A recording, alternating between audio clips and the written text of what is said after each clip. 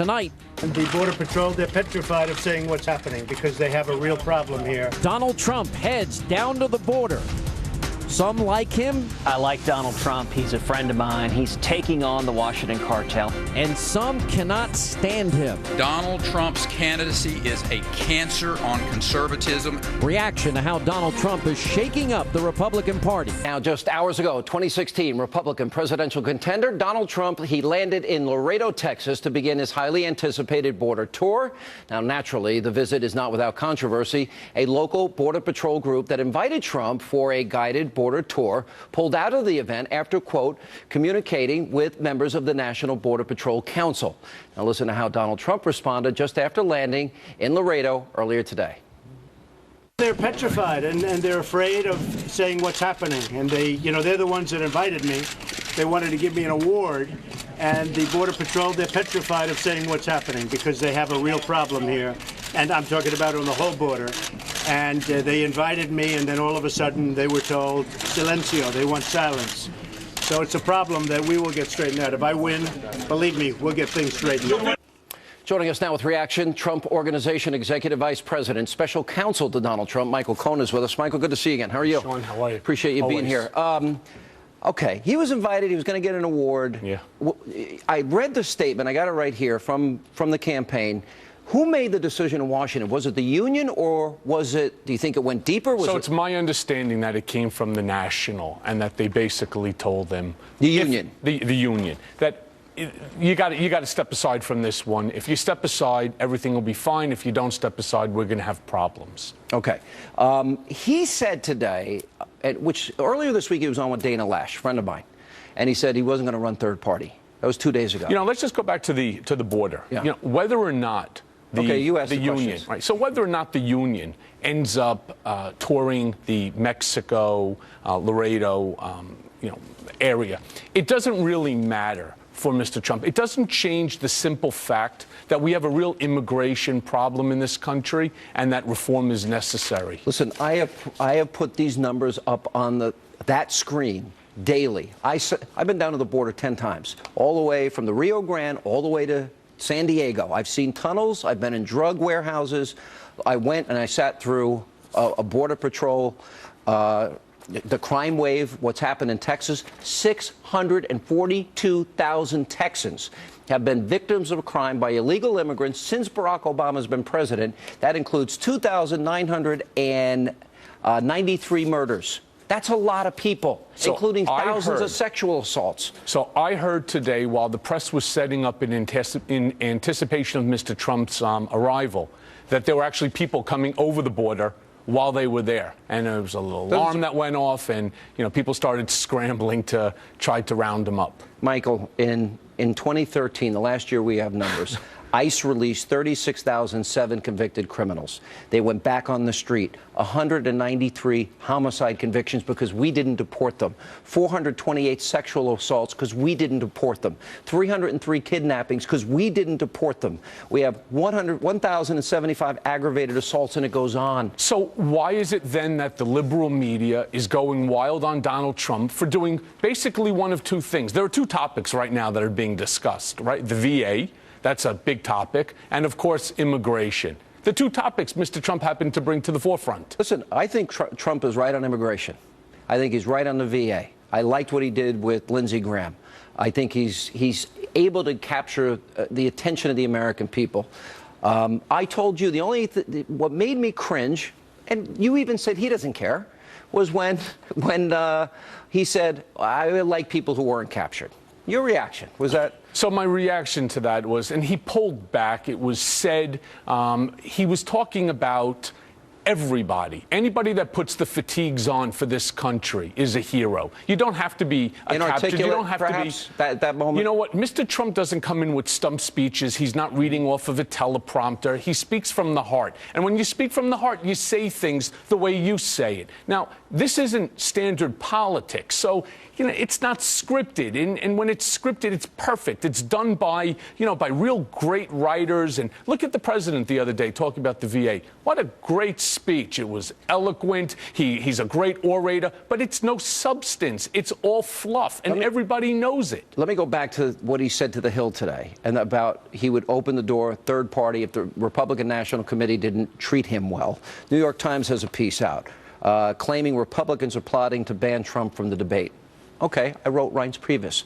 I said, is there any truth to this? He said, 1,050% absolutely, positively not. Has there been any indication you have received from the RNC that that's the case?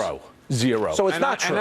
It is not true. And again, what the media is looking to do is they're looking to divide. They're looking to make Mr. Trump into the outsider, which, by the way, he is. He's not a Politico. No. He's a mega billionaire, real estate developer, celebrity, author, movie star, etc. That's what he is. Okay. All right? He's not a Politico. Right. And they're afraid. And they have the right to be afraid, because you know what he does, Sean? He speaks to the core. He speaks to what everybody's talking about at the water cooler at work. I'm afraid of illegal immigration. Let me go back to the third-party issue. This is important. So if they treat him well and he doesn't win, he wouldn't go third party. You can assure us of that? Well, I can't assure you of anything. Only Mr. Trump can assure you of what's relevant to Mr. Trump. Well, you've talked about it with him. But we have spoken to him. He wants to be treated right. He deserves to be treated right. Donald Trump is a Republican. And he hasn't been mistreated by the Republican Party. Well, that's not true. There was a statement that was put out by the RNC a couple of days ago, which I thought was disrespectful. Which one? And it was by Spicer. And I thought it was improper. They're supposed to be a neutral party, and they're supposed to not bring up issues that they think are between the different candidates. And instead, what did he do? He did exactly that. He's jumping on the bandwagon. John McCain started the fight with Trump. He sure did. Lindsey Graham called him a jackass. And they both lost. By the way, that was funny. That was funny when he gave out the phone number. Rick Perry is a big boy. He said Trump's a cancer on conservatism. By the way, talk about a nasty statement. And everybody's saying, oh, Donald, you have to be nice. You have to speak nicely. You got to watch your tone. You may think I have a twisted way of thinking. I actually think this process is healthy, because the Democrats aren't going to be nice to the eventual nominee. Were the Republican nominees, candidates, nice to each other the last time around? They beat up Mitt Romney so bad that all that Obama had to do was flick him in the forehead and he was out for the count. All right. He was so beaten up between the commercials and the stories that were going on. It's disgraceful. And who do they pick on? Of course, the front runner. And let me tell you something. Donald Trump's going to be the Republican candidate. Okay. And if not, we'll see. Yeah. All right. If not, what? If not, what? That you're going to have to speak to Mr. Trump about. All right. He's on next week. Yes. All right. Thank you, Michael. And joining us now for more reaction to Trump's border tour is the editor-in-chief, CNSnews.com. Terry Jeffries back with us. And pollster Frank Luntz. Of course, he moderated the panel where the comments about John McCain were made. You hear Michael Cohen. A little conflicting message this week from the campaign, Frank, as it relates to third party. My interpretation, I think he was a little shot across the bow, saying, you know what, this has got to be a fair process. I think that's all he's asking for. And he has every right to ask for a fair process, and it should be. And Donald Trump should be included in these debates. But make no mistake, I think you're hearing the beginnings of a third-party candidacy, and the other candidates have the right, as do the voters, to ask him.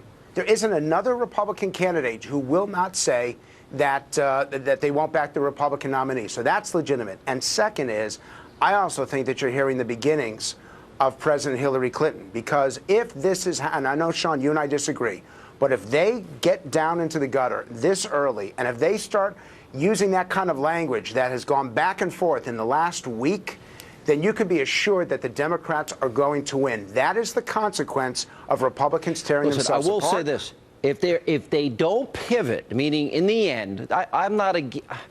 Look, I was born a fighter. I played ice hockey. I fought every day of my life growing up. So the fights don't bother me that much. I train MMA. But they bother voters, Sean. They bother the voters, and they're going to lose that center. They're going to lose the moderates. They're going to lose the floating voters to the Democrats. But this is how the Republicans behave. They can have the fights, but if they offer solutions to solve America's problems, which is the pivot I'm talking about, I think all of that will be negated. Terry Jeffrey. Well, Frank was talking about the swing voters. Let's look at that for a minute. The Republicans need to win Florida. They need to win Ohio. If they don't win those two states, they're gone. If they lose a state like Iowa, where the first Republican caucus is, like they did to Obama, that would be harmful. I believe, Sean, the swing voters in those states are as angry about illegal immigration as Donald Trump is. And if the Republicans don't nominate a candidate who's willing to address that issue and is credible on that issue, they're going to have a very hard time winning the election next year. All right. Now, Michael Cohen's been listening to this. You want to respond? Yeah. So, Frank, first of all, it's my understanding that you were actually tweeting during the time that you were also acting as the moderator for that forum, and I thought that was somewhat improper. And I think as improper goes, so are the comments that you're making. Number one, the Republicans right now are no worse and no better off than the Democrats are. I'm not even sure Hillary Clinton is going to be the Democratic nominee. Somebody may end up stepping up to the plate and taking her down. She certainly has her problems. Second of all, they've been attacking Donald Trump since the day that he entered this race. Donald's not going to enter the race. Why? He does this all the time. Then he enters the race, and all of a sudden, it's a big hoopla. Then he's not going to file his necessary papers. And all of a sudden, he does. He files his necessary papers. All right, Frank, you want to respond quick? He's right. I agree with all of that. I was tweeting because I was trying to involve voters across the country in the conversation, not just the 1,500 people there. But every point, Michael, every point that you make is correct. But even in the tone of your voice, it's all confrontational. You're looking for a fight. You just want someone to fight with. Donald Trump has not only does he have every right to be in it, he's got a lot to contribute to this, and he is correct on many of the issues. But there's a difference between engaging people in a civil, respectful way and deliberately looking to punch them down and take them out. All right, we're definitely not looking. We're definitely not looking for a fight. But you bring a fight to Donald Trump, he's going to take that fight and he's going to finish it. All right, let me get Terry last word. There you go. Terry Jeffrey. Sean, people should watch out for this. If conservatives remain divided in the primaries and allow an establishment candidate will be nominated by the Republican Party. If there's a third-party candidate that drains conservative votes or those swing voters in swing states away from the Republican Party, they won't win the election. Those are two facts people need to pay attention to. I would agree. Yep. If Donald ran third party, it's over. Hillary's president. It's over. No doubt about it.